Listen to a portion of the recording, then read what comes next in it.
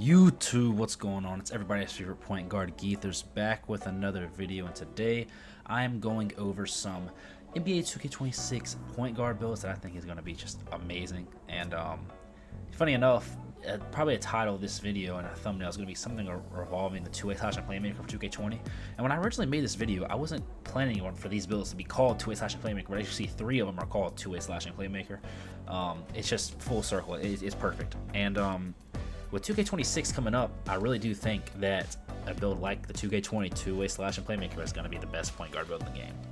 And at least the most fun in my opinion, and it's going to make it for the build diversity because I really do believe with the no RNG and the pure green window, everybody's going to be able to shoot even with a lower three ball. If you know your jump shot, if you use your max +1 and max +2 now to your advantage, and you use the cap breakers to your advantage, this is going to be big. So I want to get right into it. I have a couple different variations for you that I'm going to show, and just allow me to just rant here for a few minutes because this is just my specialty, right? Dive into the build maker and just doing different things here and there. And one of these variations are probably going to be my first point guard build for 2K26 because, like I said, with a pure green window, no RNG, everybody's going to be able to shoot no matter what your three ball is, right? As long as you're shooting great shots, open shots, and you know what your jumper is, right? So I believe it was this one right here was my personal favorite one. Now, all of these have kind of different variations for it, but most of them you're going to see kind of like a 63 ball. And my thought process is here: 60 is you might want to go like 70 to be really safe, but I think 60 I will be just fine with, right? And so my thought process on these builds are: let me go high dunk, let me get the dunk to the 88, put cap breakers on it to get to a 93, right? And obviously the stats and the attributes might be a little bit different on 2K26, but just think about it as a process that I'm going in my head, right?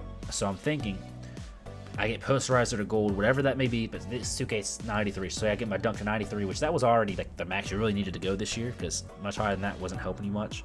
But that'll probably be pretty good on 2K26, right? Posterizer gold. But there's max +2, so I put my cap breakers on to get it to gold. I'm max +2 it. I have a 93 driving dunk. Now I have a legend posterizer, right? Also have this 81 Sata dunk.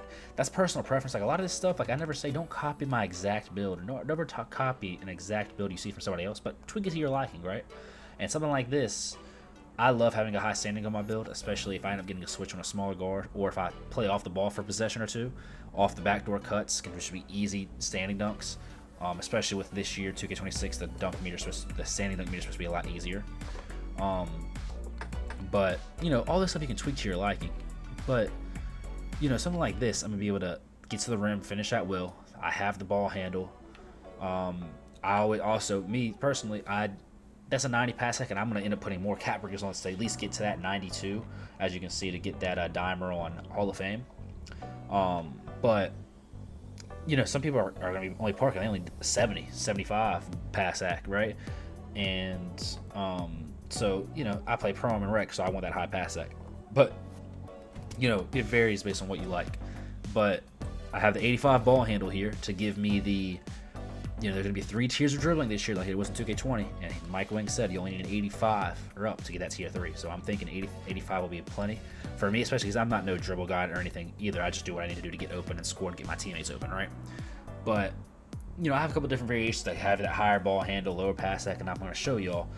But the biggest part here is the defense, and this is my thing, right? So defense, this is why I want one of these builds like this, because this is going to make it to where if this is my point guard build and I'm able to shoot consistently on it and run the point guard very, very well and have 4 of the guys around me that are knockdown shooters, also that are locks, because they don't have, a lot of my locks, most of them, they're not worrying about these 3 right here as much. They might have a little bit here and there and a little bit of pass act, but they're not having to go deep dive into the pass act, ball handling, speed with ball.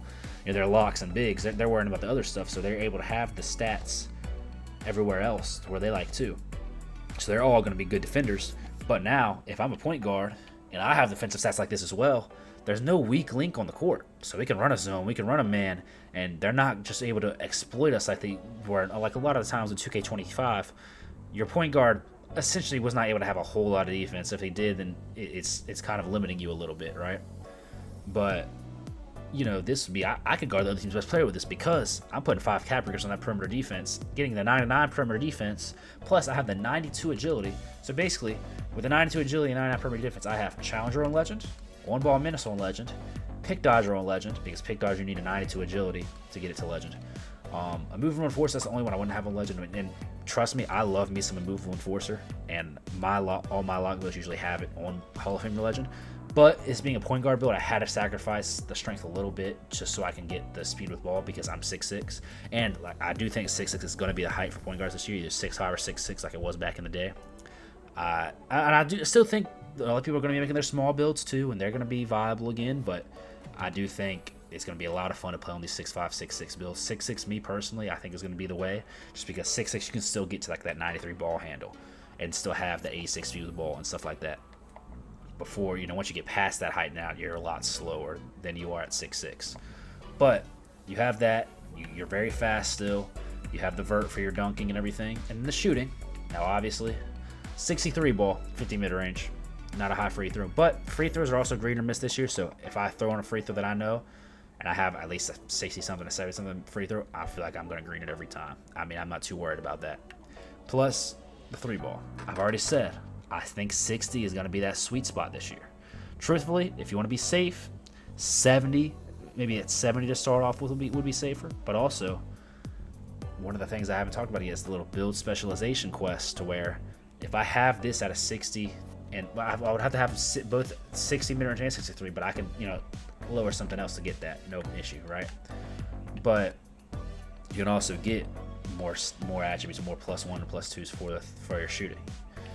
Or I use my +1s elsewhere, get my max +1 and max +2s, and then my cap breakers elsewhere, and I have more stats for 3. But I think this is going to be something that would be great because now I'm a great passer. I can run the point guard, handle the rock just fine. I can get downhill and dunk on everybody because I'm going to have Legend Posterizer with my max +2. I'm going to have a 99 perimeter defense with the cap breakers as well and be able to lock everybody up. I mean, it's missing rebounding, but I have one version here that has rebounding as well, right? And it's a whole lot of things you can do here. It's the little things that you tweak to your likeness. So for me, and like I said, if you didn't watch my last video, go watch it. Cap breakers going to be a lot easier to get this year, and you're going to be able to get your hands on a lot more cap breakers. So I'm going to make my first build probably with around this many cap breakers in mind, right?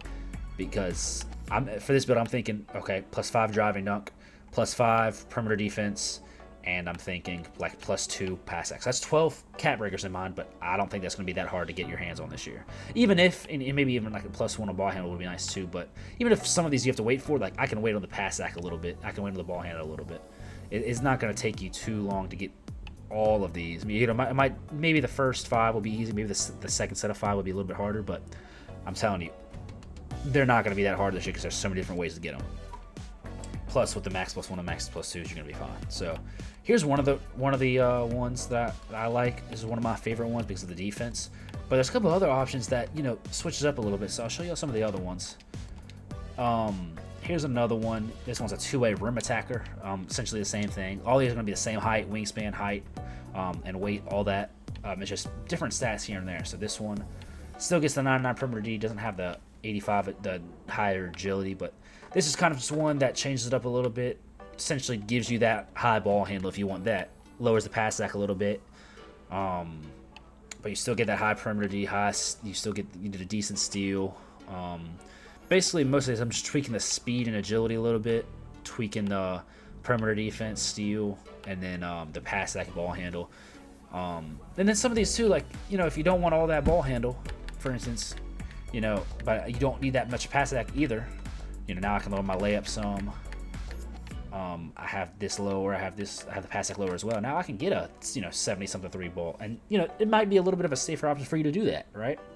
Plus, as long as you have a 63 ball and a 60 mid range, like I do here, right here, you can do the shooting specially and get even more cap breakers specifically towards your shooting, and max +1 and max +2. So, for instance, right here, if I did this, and this is all I have, this is my baseline shooting, but I end up getting a max +2. I can put set shots all of a sudden at gold. So off the catch and shoot, if I'm playing off ball a little bit, I'm golden, right? So it's just something to think about. Another thing you can do is aim for that 76 3 ball, right? And for that 76, now you're going to have dead eye, set shot, and shifting. You can +1 and +2 those. But I really do think you go lower on the 3 ball, you're still going to be able to shoot. And now I get everything else crazy high, right? But you do it to your liking, right? This is just another example. I mean, you also have, I have a couple other ones that I can show you. And they're all in the same realm, right? They're all the same height, weight, wingspan. They're all roughly the same thing, just slightly different here and there. This one is essentially the same thing as the first one I showed you. It's to the lower 3 ball. Actually, I think this is the same one as the first one I showed you. So let me show you a different one. I will show you this one real quick. And this one's kind of just a little bit less of a defensive one and more so on the offense, right? I still have decent perimeter defense. This is still good, especially because you're 6'6" with max wingspan, right? But just a little bit less defense, more of a secondary lock. You have a little bit of rebounding here too, right? Throw the rebounding in there if you want to crash the glass, and you have more of a ball handle, more of a pass sec. You know, a lot of these you can just play around with and make it to where you really truly are an all-around build. And then, for instance, for this one, this would be the best one to showcase for like a park.